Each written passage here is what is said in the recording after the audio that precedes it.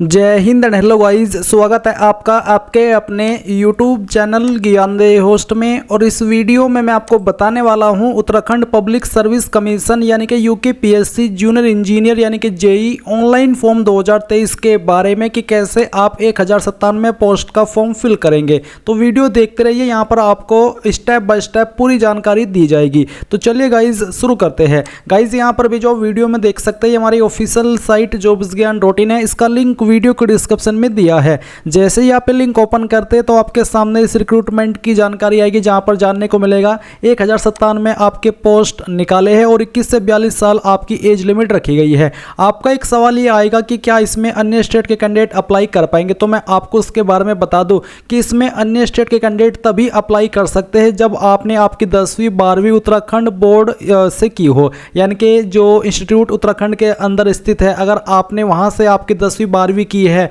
तो फिर चाहे आप किसी भी स्टेट के निवासी है आप इसमें अप्लाई कर सकते हैं।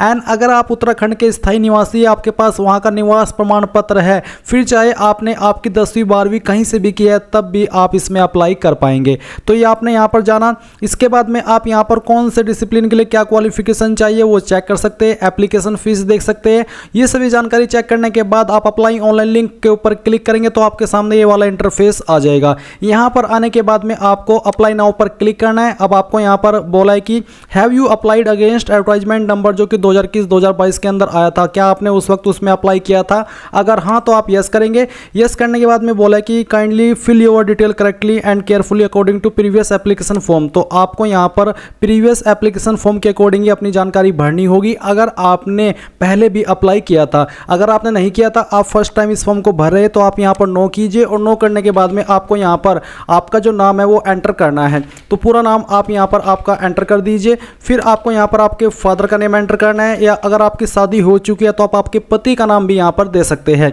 इसके बाद में आपको आपकी माताजी का नाम एंटर करना है। डेट ऑफ बर्थ आपकी क्या है वो आप यहां पर डालेंगे, पहले डे, इसके बाद में मंथ, और फिर जो भी आपका ईयर है वो भी आपको यहां पर डाल देना है। फिर जेंडर आपको आपका सिलेक्ट कर लेना है। मैरिटल स्टेटस क्या है, मैरिड अनमैरिड, वो आपको सिलेक्ट करना होगा। नेशनलिटी में आप इंडियन सेलेक्ट कर लेंगे। फिर यहां पर कुछ सवाल आपसे पूछे हैं, ये आपको अच्छे से पढ़ने हैं और फिर उसका आंसर यस नो में करना है। जैसे कि पहला सवाल है कि क्या आपका नाम उत्तराखंड राज्य में स्थित किसी जिला सेवा योजना कार्यालय में पंजीकृत है, यानी कि डिस्ट्रिक्ट एम्प्लॉयमेंट ऑफिस के अंदर रजिस्टर्ड है। अगर हाँ तो आप यस करेंगे।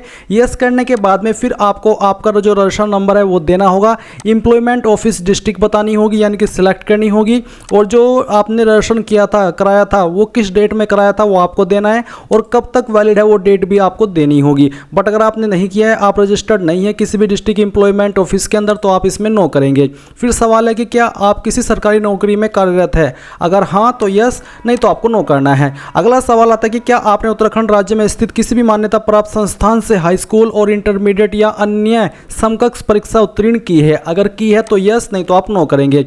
अगला सवाल आता है कि क्या आप या आपके पति पत्नी या आपके माता पिता उत्तराखंड में राज्य में सेवारत सशस्त्र बलों अर्धसैनिक बलों के नियमित कर्मचारी है और जिनकी सेवाओं को उत्तराखंड राज्य के बाहर स्थानांतरित नहीं किया जा सकता है, यानी कि उनकी सेवा ट्रांसफर अन्य स्टेट में नहीं हो सकती है। अगर आप ऐसे कैंडिडेट हैं तो आप यहां पर यस करेंगे, नहीं तो आपको नो करना है। इसके बाद अगला सवाल आता है कि क्या आप या आपके पति पत्नी या आपके माता पिता राज्य सरकार अर्ध सरकारी संगठन के नियमित कर्मचारी है जो नियमित रूप से सेवा कर रहे हैं और जिनकी सेवाओं को उत्तराखंड राज्य के बाहर स्थानांतरित नहीं किया जा सकता। अगर आप ऐसे कैंडिडेट है तो आप यहां पर यस करेंगे, नहीं तो आपको नो करना है। इसके बाद में अगला सवाल है, क्या आप या आपका जीवन साथी या आपके माता पिता केंद्र सरकार के संगठन या फिर केंद्र सरकार के लोक सेवा उपक्रम के नियमित कर्मचारी है जो उत्तराखंड राज्य में नियमित रूप से काम कर रहे हैं और जिनकी सेवाओं को उत्तराखंड राज्य के बाहर स्थानांतरित नहीं किया जा सकता। अगर आप ऐसे कैंडिडेट हैं तो आप यहां पर यस करेंगे, नहीं तो यहां पर भी आपको नो करना है। अगला सवाल आता है कि क्या आप उत्तराखंड के स्थायी निवासी है लेकिन आजीविका शिक्षा के उद्देश्य से उत्तराखंड से बाहर रह रहे हैं, यानी कि वैसे तो आप उत्तराखंड के निवासी है बट अपनी पढ़ाई के लिए या फिर जीवन जो आपकी जीविका जो जीवन भरण पोषण के लिए आप उत्तराखंड से बाहर रह रहे हैं, तो आप यहां पर यस करेंगे। अगर आप उत्तराखंड के अंदर ही रह रहे हैं, यहीं से आपने स्टडी की है, तो आप यहां पर नो करेंगे। सवाल है अगला, क्या आप आपका क्या आपका जीवन साथी या माता पिता उत्तराखंड के स्थायी निवासी है लेकिन आजीविका शिक्षा के उद्देश्य से उत्तराखंड के बाहर रह रहे हैं? अगर आप ऐसे कैंडिडेट है तो यस करें, नहीं तो आपको यहाँ पर भी नो करना है। फिर आता है डोमिसाइल ऑफ उत्तराखंड, क्या आप उत्तराखंड के आदिवासी है? अगर हाँ तो यस करेंगे।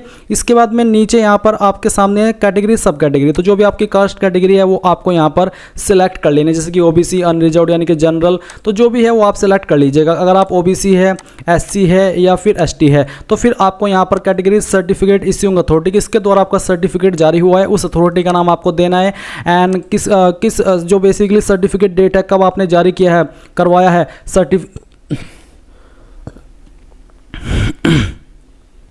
एंड इसके बाद में सर्टिफिकेट इश्यूइंग डेट, यानी कि ये सर्टिफिकेट कब जारी हुआ है वो डेट आप यहाँ पर सिलेक्ट कर लेंगे कैलेंडर के ऊपर क्लिक करके। एंड देन यहाँ पर आता है सर्टिफिकेट नंबर और फिर सर्टिफिकेट इश्यूइंग डिस्ट्रिक्ट, किस डिस्ट्रिक्ट के द्वारा सर्टिफिकेट जारी हुआ है वो आप सिलेक्ट कर लेंगे। अब आती है आपके सामने सब कैटेगरी डिटेल, क्या आप दिव्यांग है? अगर हाँ तो यस, नहीं तो आपको नो करना है। क्या आप भूतपूर्व सैनिक है? अगर हाँ तो यस, नहीं तो यहाँ पर भी आप नो करेंगे। क्या आप स्वतंत्रता सेनानी के आश्रित है? अगर हाँ तो यस, नहीं तो यहाँ पर भी आपको नो करना है। अब इसके बाद में एक और सवाल आपके सामने आया है, क्या आप अनाथ है? जो सरकार द्वारा कवर किए गए उत्तराखंड राज्य के स्थायी निवासी है, ऐसे प्रभावित बच्चों के लिए जिनके जैविक दत्तक माता पिता दोनों की बच्चे के जन्म के बाद 21 वर्ष तक की अवधि के भीतर मृत्यु हो गई या अनाथ बच्चे, क्या आप ये बेसिकली आपको 2-3 अलग अलग तरह के यहाँ पर सवाल दिए गए, तो अगर आप इनमें से किसी से सवाल से भी सहमत है, आपके ऊपर वो सवाल लागू हो रहा है तो आप यहाँ पर यस करेंगे, नहीं तो आपको नो करना है। इसके बाद आती है कॉन्टैक्ट डिटेल, तो यहाँ पर आपको आपकी ईमेल आईडी देनी है, ईमेल आईडी को दोबारा डाल करके वेरीफाई करना है। आपका मोबाइल नंबर देना है, उसको दोबारा डाल करके वेरीफाई कर देना है। प्रेजेंट एड्रेस में आपका जो भी एड्रेस है वो आप यहाँ पर लाइन 1 और 2 के अंदर लिख देंगे, पूरा एड्रेस इन्हीं दोनों लाइन के अंदर आपको डाल देना है। एंड स्टेट आपको यहाँ से आपकी सिलेक्ट कर लेनी है, डिस्ट्रिक्ट आपकी कौन सी है और डिस्ट्रिक्ट आप सिलेक्ट कर लेंगे। फिर सिटी टाउन विलेज का नाम आप यहाँ पर लिखेंगे और जो आपका पिन कोड है वो आप डाल देंगे। नीचे आता है परमानेंट एड्रेस, अगर आपका जो आपने ऊपर एड्रेस भरा है प्रेजेंट और परमानेंट दोनों सेम है तो आप यहाँ पर टिक कर देंगे, अगर अलग है तो अनटिक करके अलग से भर दीजिएगा। पैलेस ऑफ फिलिंग फॉर्म, तो कहाँ से आप इस फॉर्म को भर रहे हैं उस जगह का नाम आपको यहाँ पर एंटर करना है। मैं यहाँ पर डेमो के लिए ये नाम दे रहा हूँ, आपका जो जगह है जहां से आप भर रहे हैं, जिस सिटी से आप भर रहे हैं उस सिटी का नाम आपको देना होगा। इसके बाद आती है लॉगिन डिटेल, तो आपको यहां पर एक पासवर्ड बनाना है। पासवर्ड के अंदर आपका एक अपर केस यानी कि इंग्लिश का capital letter, small letter, number और कोई स्पेशल कैरेक्टर। अगर मैं यहां पर आपको डेमो दूं तो डेमो के लिए मैं यहां पर इस तरह का आपको सजेस्ट कर रहा हूं, तो इस तरह से आपको एक पासवर्ड बना लेना है। एंड ये पासवर्ड बनाने के बाद में आप यहाँ पर उसको दोबारा डाल करके वेरीफाई करेंगे, ये सिक्योरिटी की डालेंगे, सभी जानकारी चेक करते हुए सबमिट पर क्लिक करेंगे। सबमिट पर क्लिक करने के बाद में आपने जो भी जानकारी भरी है उन सभी का प्रीव्यू आपके सामने, आप यहाँ पर एक एक करके सभी जानकारी चेक कर ले। अगर आपको लगता है कोई जानकारी गलत हो गई है तो आप उसमें यहाँ पर सेकंड वाले के ऊपर टिक करके उसको एडिट कर लेंगे, नहीं तो आप पहले वाले के ऊपर टिक कीजिए और यहाँ से सबमिट कर दीजिए। सबमिट करने के बाद में आप देखेंगे कि आपका यहाँ पर रजिस्ट्रेशन का जो प्रोसेस है वो कंप्लीट हो चुका है। अभी आपको यहाँ पर क्लिक हियर टू लॉगिन, इसके ऊपर क्लिक करना है। इसके ऊपर क्लिक करने के बाद में अभी जो आपने ईमेल आईडी या फिर जो नंबर रजिस्टर किया वो आप यहाँ पर डालेंगे, जो पासवर्ड आपने बनाया है वो पासवर्ड यहाँ पर डालेंगे, ये कैप्चा कोड फिल करेंगे एंड देन लॉगिन के ऊपर क्लिक करेंगे। नाउ गाइज आपके सामने एजुकेशन डिटेल का सेक्शन आ चुका है, तो यहाँ पर डिप्लोमा का जो सेक्शन है वो आपको देखने को मिलेगा। आपको बोला है कि kindly select diploma certificate branch as per your qualification, तो आपको यहाँ पर बताना कि आपने किस डिसिप्लिन में आपका डिप्लोमा किया है, तो जिसमें भी किया है वही आप यहाँ पर सिलेक्ट कर लीजिए।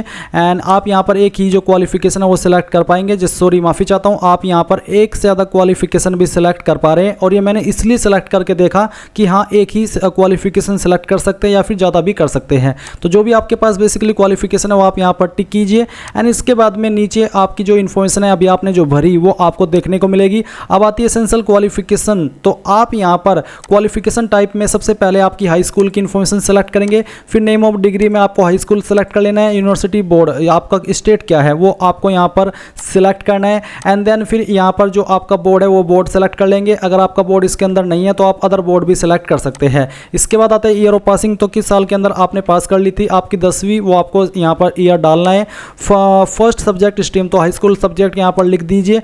और इसके बाद में आता है कि किसके अंदर आपके नंबर थे, तो यहाँ पर मेरे मार्क्स में थे, मैं मार्क्स सेलेक्ट कर लेता हूँ। मार्क्स सेलेक्ट करने पर आपको बताना कि कितने नंबर आपको आए थे। से, और फिर मैक्सिमम मार्क्स में आप यहाँ पर टोटल नंबर डालेंगे, परसेंटेज आपकी कैलकुलेट कर ली जाएगी और फिर आप ऐड एजुकेशन डिटेल क्वालिफिकेशन के ऊपर क्लिक करके इसको ऐड कर देंगे। अब आपको सेम वे में आपकी 12वीं की इन्फॉर्मेशन देनी है। आप यहाँ पर 12th सेलेक्ट करेंगे, फिर आपकी डिग्री सेलेक्ट कर लेनी है, बेसिकली आपको इंटरमीडिएट सेलेक्ट करना होगा एंड देन फिर आप यहाँ पर आपकी जो स्टेट है वो सेलेक्ट करेंगे जहाँ से आपने 12वीं की है। फिर आपका जो बोर्ड है वो बोर्ड आपको यहाँ पर सेलेक्ट कर लेना है, किस साल के अंदर आपने 12वीं पास की है वो साल सेलेक्ट करेंगे, किन स्ट्रीम से की है, agriculture, art, commerce, IT application या फिर साइंस, जिससे भी की है वो ये आप सेलेक्ट कर लीजिए। किसके अंदर आपके नंबर है वो डालिए, कितने नंबर आपको आए थे वो आप यहाँ पर एंटर करेंगे एंड कितने में से आए थे वो आप मैक्सिमम मार्क्स में डालेंगे और परसेंटेज आपकी कैलकुलेट कर ली जाएगी।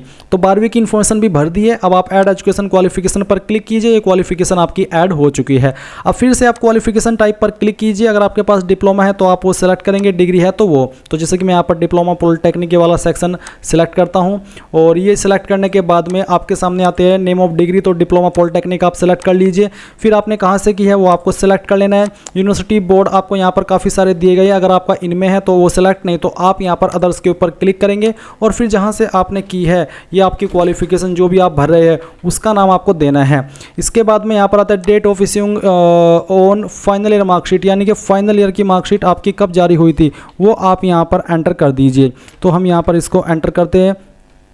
ये एंटर करने के बाद में यहाँ पर आता है फर्स्ट सब्जेक्ट स्ट्रीम, तो यहाँ पर जिसमें भी आपने की है वो आप सिलेक्ट कर लीजिए।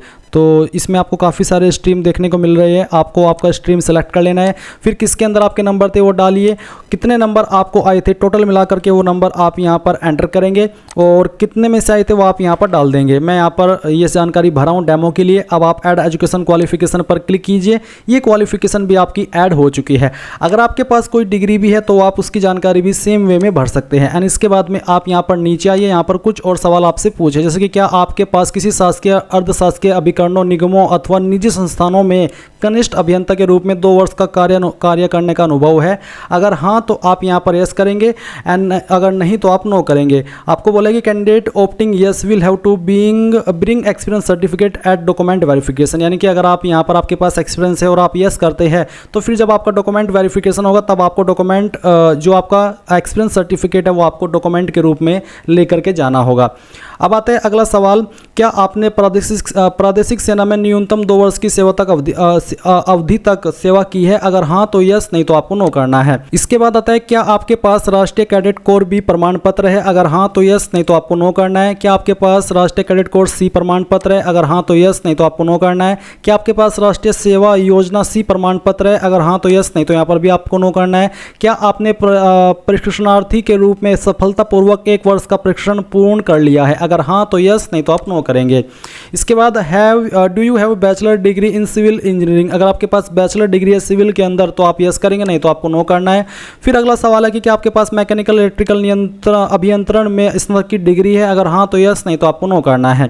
इसके बाद एग्जाम सेंटर सिटी, तो पहली चॉइस आप किस सिटी को देना चाहते हो सिलेक्ट करना है, सेकंड आपको किसको देनी है वो भी आप यहाँ पर सिलेक्ट कर लेंगे। ये सिलेक्ट करने के बाद में आप देखेंगे कि क्या आपके खिलाफ कोई आपराधिक मामला लंबित है? अगर हाँ तो यस, नहीं तो आप नो कर दीजिए। क्या आप कभी किसी बोर्ड से निकाले गए हो? अगर हाँ तो यस, नहीं तो यहाँ पर भी आप नो करेंगे। इसके बाद आते हैं कैंडिडेट आईडी प्रूफ, तो कोई एक आईडी आप सिलेक्ट कर लीजिए इनमें से और फिर जो भी आईडी सेलेक्ट किया उसका नंबर डालिए एंड देन कंटिन्यू पर क्लिक कीजिए। अब आपके सामने यहाँ पर अपलोड इमेजेस का सेक्शन आ चुका है। यहाँ पर आपको बताया कि latest colour passport size photo upload करना है, जिसका पिक्सल कितना होना चाहिए, डायमेंशन 150 वाइड और 200 हाइट होनी चाहिए। सिग्नेचर का जो आपका डायमेंशन है वो भी आप देख सकते हैं। इसके अलावा click to view step reduce, यानी कि अगर आपको यहाँ पर आपके फोटो का साइज रिड्यूस करना है तो उसके लिए आपको यहाँ पर स्टेप बताए गए हैं। पीसी में आप कैसे इसको कर सकते हैं, एक एक करके स्टेप आपको बताई है, तो आप इस तरह से आपका जो इमेज है वो रिड्यूस या फिर बना सकते हैं। इसके बाद आप आइए और यहाँ पर फाइल अपलोड कीजिए दिए गए इंस्ट्रक्शंस के अकॉर्डिंग। तो आपको यहाँ पर चूज फाइल के ऊपर क्लिक करना है, जहाँ पर भी आपकी फ़ोटो फाइल है वो आपको यहाँ पर सेलेक्ट कर लेनी है। तो जहाँ पर भी फाइल है वो सेलेक्ट कीजिए और यहाँ से ओपन कर लीजिए। मैं इस फॉर्म को डेमो के लिए भरा हूँ तो मैंने एक यहाँ पर रैंडम फाइल सेलेक्ट की। अब मैं इसको यहाँ पर वेरीफाई करता हूँ। वेरीफाई करने के बाद में आपका फ़ोटो इस तरह से आ जाएगा। फिर आपका जहाँ पर भी साइन है वो साइन भी आपको सेलेक्ट करना है और यहाँ से ओपन कर लेना है और उसको वेरीफाई कर देना है। तो अगर आप यहाँ पर दिए गए इंस्ट्रक्शंस के अकॉर्डिंग आपके इमेज को बनाएंगे तो वो आराम से अपलोड हो जाएगा, कोई भी प्रॉब्लम नहीं आएगी। इसलिए यहाँ पर इस PDF को एक बार देख लीजिएगा। एंड जिसमें जैसे कि इसमें आपको पिक्सल का साइज बताया, सेम ऐसे ही आपको यहाँ पर आपका फोटो साइन बनाना है। एंड फिर आप कंटिन्यू पर क्लिक करेंगे, यहाँ से टिक करेंगे कि मेरे फोटो और साइन सही आ रहे हैं और फिर कंटिन्यू कर देंगे। अब आपके सामने इस तरह का इंटरफेस आएगा जहाँ पर आपको आपका फॉर्म का प्रीव्यू देखने को मिल रहा है। एंड जो फीस का अमाउंट आपके ऊपर लागू हो रहा है वो आप यहाँ पर देखेंगे। आप सभी जानकारी चेक करते हुए आइए, यहाँ पर टिक कीजिए और टिक करने के बाद में आपको प्रोसीड पर क्लिक करना है। प्रोसीड पर क्लिक करने के बाद में यहाँ पर गाइज आप देखेंगे कि आपको पे नाउ का ऑप्शन देखने को मिल रहा है। आप पे नाउ पर क्लिक कीजिए। पे नाउ पर क्लिक करने के बाद में यहाँ पेमेंट का सेक्शन आ चुका है। आप अपनी application fees credit, debit, net banking, wallet यानी कि जिस भी माध्यम से चाहे जमा कर सकते हैं। तो जैसे ही आप यहाँ पर फीस जमा कर देंगे आपको इसी वेबसाइट पर रिडायरेक्ट किया जाएगा जहाँ से आपने फॉर्म फिल करना स्टार्ट किया था और आप अपने फॉर्म का फाइनल प्रिंट आउट ले पाएंगे। तो इस प्रकार से गाइज आप लोग UKPSC JEE ऑनलाइन फॉर्म 2023 को भर पाएंगे। आई होप ये प्रोसेस आपको पसंद आया होगा। सो ये थी पूरी जानकारी। अगर आपने अभी तक वीडियो को लाइक नहीं किया कर दीजिए एंड चैनल सब्सक्राइब करके बेल आइकन भी ऑन कर लीजिएगा। Thanks for watching. जय हिंद।